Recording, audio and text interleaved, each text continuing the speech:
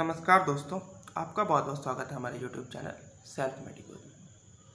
तो हम लोग ऑर्गेनल ऑफ मेडिसिन पढ़ रहे हैं। ऑर्गेनल ऑफ मेडिसिन में हम लोग क्या पढ़ रहे हैं? होम्योपैथिक एफोरिज्म पढ़ रहे हैं। ठीक है, तो होम्योपैथिक एफोरिज्म में हम लोग पढ़ रहे थे, तो उसमें हम लोग एफोरिज्म नंबर 7 तक देखे थे कि एफोरिज्म नंबर 7 तक क्या बोलता है। अब उसी में हम लोग आगे बढ़ते हैं एफोरिज्म नंबर 8 की तरफ। ठीक है, तो एफोरिज्म नंबर 8 क्या बोलता है? हम लोग पहले उसका टेक्स्ट देख लें। क्या बोलता है कि it is not conceivable nor can it be proved by any experience in the world that after removal of all the symptoms of the disease and of the entire collection of the perceptible phenomena there should be or could remain anything else beside health, or that the morbid alteration in the interior could remain uneradicated। ठीक है, aphorism number 7 क्या बोलता है? Aphorism number 7 बोलता है, aphorism number 7 aphorism number 8 लिखने के पीछे का मेन काउज था कि उस समय के एक रिनॉन्ड फिजिशियन थे, तो उनका एक क्या बोला जाए, मतलब उनका एक लेख आया था, उनका एक आर्टिकल छपा था जिसका नाम था, उसका नाम क्या था? हॉपलैंड था फिजिशियन का नाम। तो क्या बोले थे कि homeopathy can remove the symptom but the disease remains. ठीक है, हॉपलैंड क्या बोले थे?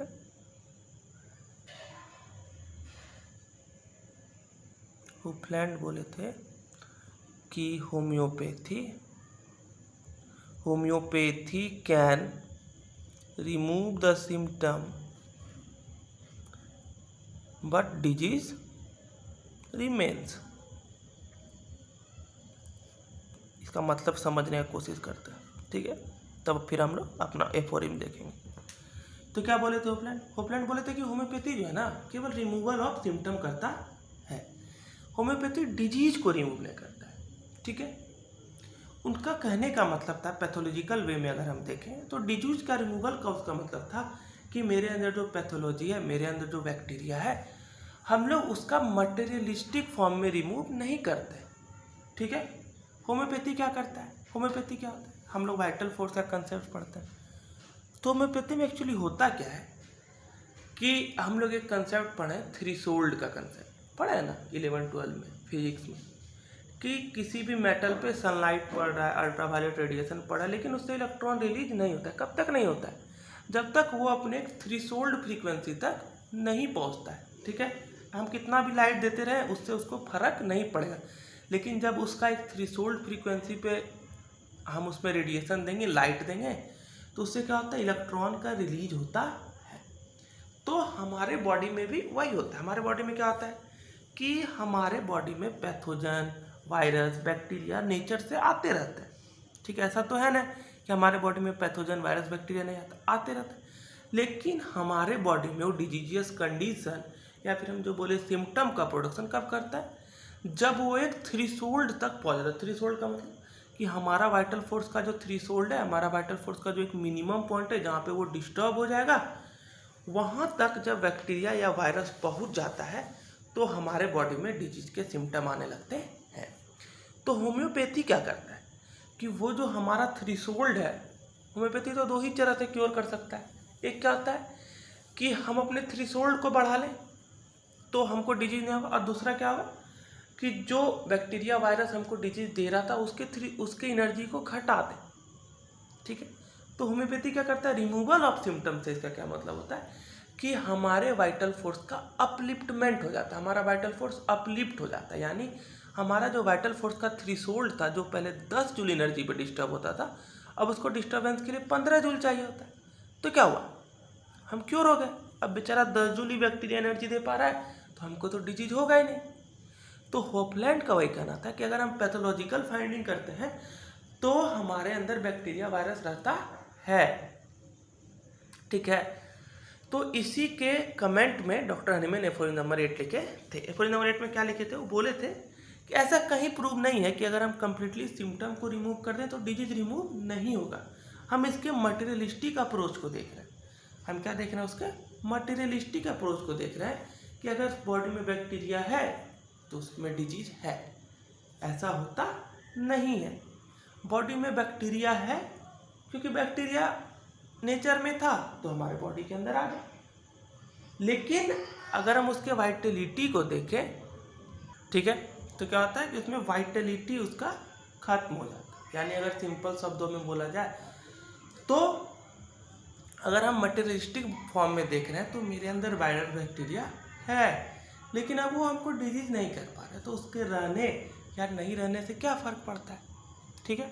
तो होम्योपैथी वही करता है कि अगर हम सिंपल शब्द कॉमन सेंस है कि अगर बॉडी से सिम्टम का रिमूवल हो गया तो डिजीज क्योर हो गया, ठीक है। डिजीज काउजिंग एजेंट बॉडी के अंदर है, बट अब वो डिजीज नहीं कर पा रहा है, ठीक है। अब वो अपने इफेक्टिवनेस को खो चुका है, तो उसके शरीर में होने या ना होने से क्या फ़र्क पड़ता है, धीरे धीरे वो बॉडी से खुद ब खुद एक्सक्रीट होकर निकल जाएगा, ठीक है। तो यही इसमें एक टर्म आता है हमारा वीडियो होम्योपैथी, ठीक है। वीडियो होम्योपैथी क्या है? वीडियो होम्योपैथी एक बुक है, वहीं लिखा हुआ है, होपलैंड का जो टर्म है वहीं पे लिखा हुआ है वीडियो होम्योपैथी के फुटनोट में। तो वीडियो होम्योपैथी एक बुक है जिसके पेज नंबर 27, पेज नंबर 1 और पेज नंबर 119 पर इसके बारे में चर्चा किया हुआ है, ठीक है। तो आया समझ में। एफोरिज्म नंबर 8 क्या बोलना चाहता है? एफोरिज्म नंबर 8 बोलता है कि ऐसा कहीं नहीं है, आप कोई भी एक्सपीरियंस करके देखिएगा कि हम कैसे समझते हैं कि हमारे अंदर डिजीज है, कि जब उसका आउटर मैनिफेस्टेशन आता है। मैनिफेस्टेशन का मतलब है कि डिजीज हमारे बॉडी में, इसका हमको पता कैसे चलता है? जब हमको उसका सिम्टम आता है, ठीक है। अब मेरे शरीर के अंदर बाहर में टाइफाइड है, टाइफाइड नहीं है, इसका पता हमको कैसे पता चलेगा हमको? कि जब मेरे अंदर टाइफाइड का सिम्टम आने लगेगा, बुखार आने लगेगा, मेरा स्टूल वैसा होने लगेगा, ठीक है। मेरे अंदर मलेरिया है या नहीं है, हमको कैसे पता चलेगा? जब मेरा उसका सिम्टम है। और अगर हम सिम्टम को रिमूव करते हैं तो इसका मतलब क्या है कि मेरा डिजीजियस कंडीशन ठीक हो गया। डिजीज होना और डिजीजियस एजेंट का होना दोनों डिफरेंट टर्म है, ठीक है। तो होम्योपैथी क्या करता है? डिजीज को क्योर करता है, डिजीजियस एजेंट का क्षमता को खो देता है। डिजीजियस एजेंट जो रहता है, जो डिजीज काउज करता है, वो डिजीज काउज करने का अपना पावर को खो देता है, ठीक है। फिर उसके रहने या नहीं रहने से क्या फ़र्क पड़ता है, ठीक है। तो एक कॉमन सेंस है कि अगर किसी के अंदर सिम्टम का रिमूवल हो रहा है, सिम्टम क्या है कि जो डिजीज है उसका जो बाहर दिख रहा आउटर मैनिफेस्टेशन, अगर उसका आउटर मैनिफेस्टेशन किसी भी चीज़ का कब खत्म होगा? जब वो इंटरनली खत्म होगा, इंटरनली जब वो अपने पावर को लॉस करेगा। तो डिजीज में क्या होता है, होम्योपैथी में क्या होता है कि हम लोग उसके आउटर मैनिफेस्टेशन को खत्म करते हैं, यानी हम लोग उसके डिजीजियस पावर को खत्म करते हैं। फिर इन्फेक्टिव एजेंट मेरे बॉडी के अंदर है या नहीं है, इससे क्या फ़र्क पड़ता है, ठीक है। तो थैंक यू, आज के इस वीडियो में इतना ही। फिर अगले वीडियो में हम लोग अगला एफओआई देखेंगे। धन्यवाद।